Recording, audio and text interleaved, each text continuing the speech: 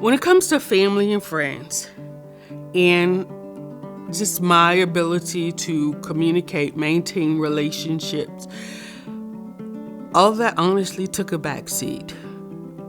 I knew that I was in for the fight of my life at that time, so I created a blog. And I sent the link to all of my friends, so anybody who wanted to know what was going on with me had a chance to find out without me having to constantly follow up and let them know what was going on. And if they subscribed to the blog, they got an update, a notification whenever I made an update. So the support from the people around me was tremendous because I let them in, and I let them in a way that I could manage the relationships.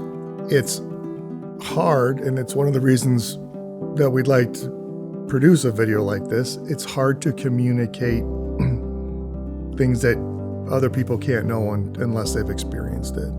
So it is crucial for you to try to explain to your friends and family what you're going through. You have good days, you have bad days. Sometimes you don't know which one you're going to have when you wake up, and it's important that you share that and that you don't just try to gut it out. If you have someone who's willing to help you and take care of you, get you a glass of water instead of you getting up, especially the days you come home. If you're attached to an infusion pump, you need to let yourself be taken care of whenever possible. And it's hard for people.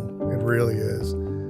If they have someone who's willing to take care of them, it's hard to let yourself be taken care of, especially on even days when you think you feel okay. Really, again, you just need to be honest that I'm not up to it right now, but can we try it later? Or when you're feeling good, you need to strike. You need to go do something. You need to spend time with somebody. You need to go seek out some family to spend some time with when you're feeling up, because it's a roller coaster for sure. And you want to enjoy the parts of it that you can.